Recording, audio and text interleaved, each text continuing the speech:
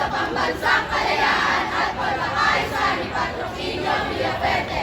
Sa bawat panahon, sa bawat kasaysayan, sa bawat henerasyon, may kalawakan ng isip, may balikan at paniniwala, may tagisan ng matri. Maging ito'y magbunga ng tuwa, ng lungkot, ng galit. Sila'y nagtatagpo, kayo'y nagpapangkat.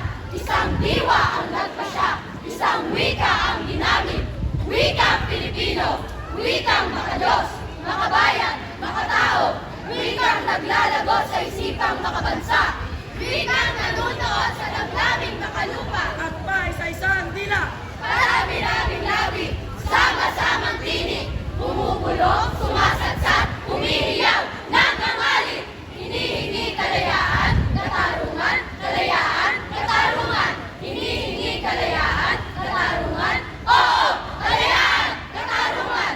Hanggang saan susumati? Hanggang kailan bubuhayin? Hanggang kailan maaakin? Layang mangusap! Layang sumulat! Layang mamuhay!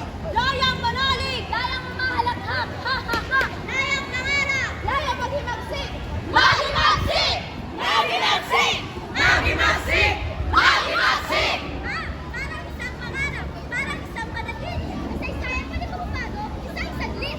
Sa dakong silangan, doon sa silangan, ang sikat ng araw, sumilip, sumikat, umilit.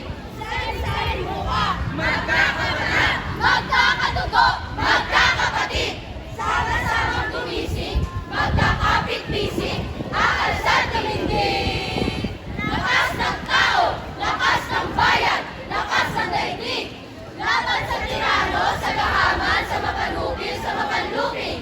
Bata't matanda, profesional at di profesional. Ang gagawa, kawani, puro, mga ngalakal. sundalo, pulis, driver, estudyante, standby. Lahat-lahat na, Sasama-samang tinig, sasama-samang lakas. nagkakaisa, nagkasama. Nagkasama, nagkaisa. Mga bagong bayani ng bagong republika. At wala nang takip hapon, wala nang takip siling. Wala nang lungkot, takot, luhat, dusa't hinagpis. Wala nang tanda, nagdus ng pagpanuming, nagwis ng ibong dati, pinuian, sa tinig ng galit. Ngayon nakalikan na. Umaawi, Umuwi, umaawi, umuhuni.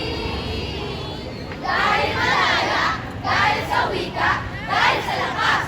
Bagong kalaya ay naririto ngayon. At nakamit natin ng buong hinahon.